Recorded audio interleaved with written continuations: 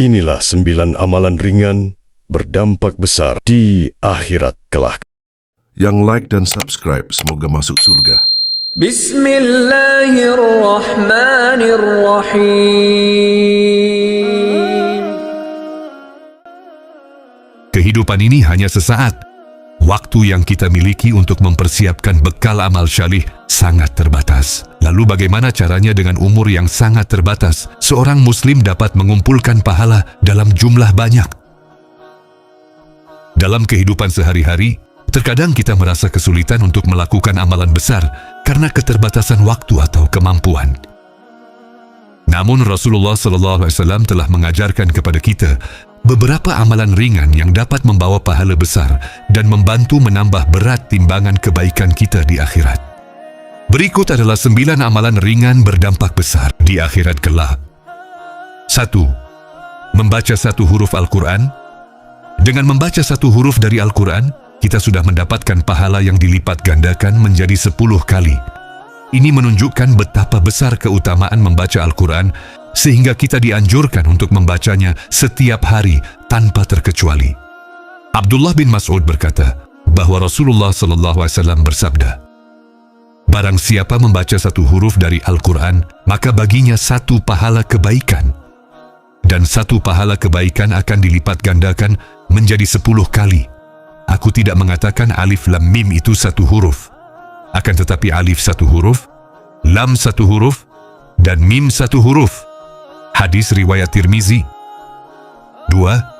Membaca surah Al-Ikhlas 3 kali. Membaca surah Al-Ikhlas 3 kali setara dengan khatam Quran. Ini merupakan salah satu cara mudah untuk mendapatkan pahala besar, terutama bagi mereka yang memiliki waktu terbatas. Dari Abu Sa'id Al-Khudri radhiyallahu anhu, Nabi SAW bersabda kepada para sahabatnya, "Apakah salah seorang dari kalian tidak mampu bila ia membaca 1/3 dari Al-Quran pada setiap malamnya?" Dan ternyata para sahabat merasa kesulitan seraya berkata, "Siapakah di antara kami yang mampu melakukan hal itu, wahai Rasulullah?" Maka beliau pun bersabda, "Allahul Wahid Ash-Shomad." Maksudnya surah Al-Ikhlas, nilainya adalah 1/3 Al-Quran. Hadis riwayat Bukhari Muslim. 3. Membaca ayat kursi. Setelah solat, ayat kursi dikenal sebagai ayat paling agung dalam Al-Quran.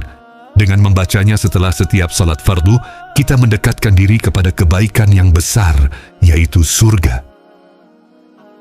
Dari Abu Umamah Al-Bahili radhiyallahu anhu berkata bahwa Nabi Muhammad SAW bersabda, "Barang siapa yang membaca ayatul kursi setiap selesai salat fardu, maka ia tidak akan terhalang masuk surga kecuali kematian." Hadis riwayat An-Nasai. 4.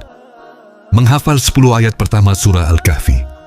Menghafal 10 ayat pertama dari surah Al-Kahfi memberikan perlindungan dari fitnah Dajjal. Ini adalah amalan yang sangat disarankan, terutama di zaman yang penuh fitnah seperti sekarang.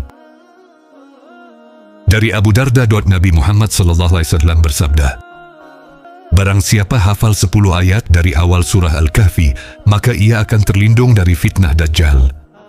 Hadits riwayat Ahmad, Muslim, dan Abu Daud. 5. Memperbanyak istighfar. Beristighfar atau memohon ampunan kepada Allah adalah salah satu cara untuk membersihkan diri dari dosa, serta mendatangkan rizki dari arah yang tidak disangka-sangka. Dari Ibnu Abbas bahwa ia berkata, Rasulullah SAW bersabda, "Barang siapa yang senantiasa beristighfar, maka Allah akan selalu memberikannya jalan keluar dari setiap kesempitan dan kelapangan, dari segala kegundahan, serta Allah akan memberikan rezeki kepadanya dari arah yang tidak ia sangka-sangka." Hadits riwayat Ibnu Majah Hasan. 6.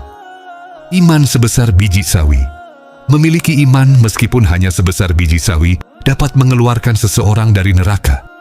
Ini menunjukkan betapa pentingnya menjaga iman dalam kehidupan kita.